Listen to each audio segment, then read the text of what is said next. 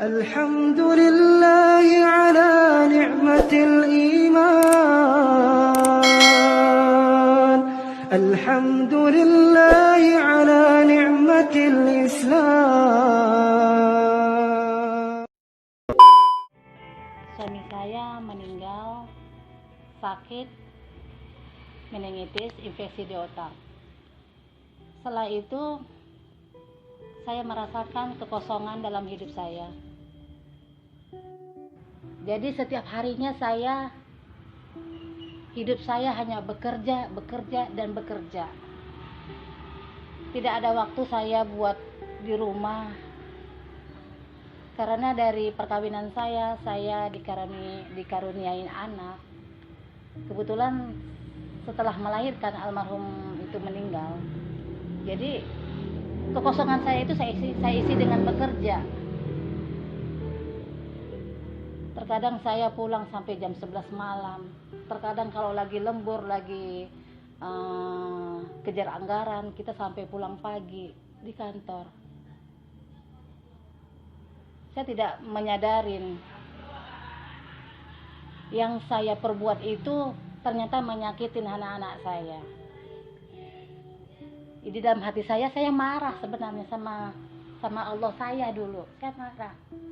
Kenapa ya saya harus mengalami seperti ini? Penting, sangka buruk kepada Allah adalah meragukan janji dan ancaman Allah. Itu sudah cukup masuk dalam bab dosa. Jadi kuncinya kita harus bersangka baik kepada Allah dalam setiap keadaan. Walaupun depan mata kita sesuatu yang kita anggap tidak baik. Dan ini poin teman-teman sekalian merupakan pondasi keimanan. Walaupun antum kelaparan, Allah punya hikmah kenapa antum lapar pada saat itu. Antum belum menikah, kenapa antum belum menikah? Allah punya hikmah, sudah ikhtiar. Antum tidak ikut berperang, antum ikut berperang. Ada sesuatu apapun, mau keluar, terjadi badai, apa saja, semuanya dengan hikmah Allah subhanahu wa ta'ala. Poin kita, sangka baik dengan Allah. Pasti ada sesuatu yang Allah inginkan. Dan Allah lebih tahu daripada kita. Berada di Kalimantan, berkenalan kita melalui Facebook.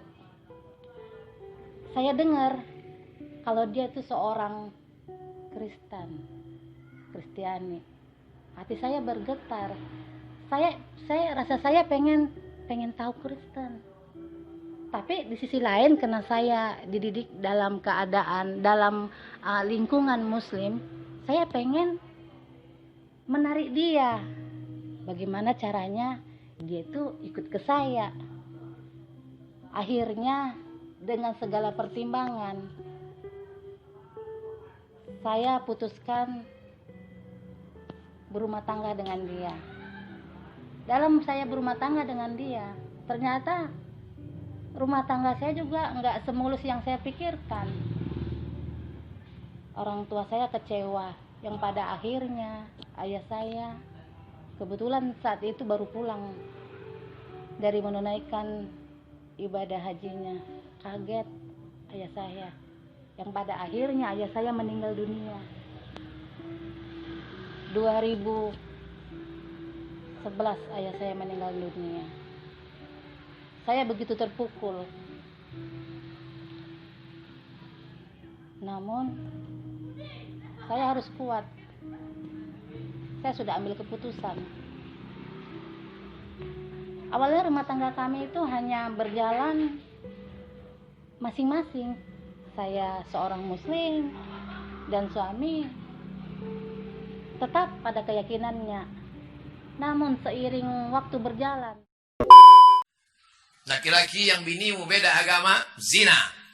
Kalau sampai engkau muslimah, gara-gara menikah sama beda agama lalu kau murtad, maka neraka jahanam tempatmu.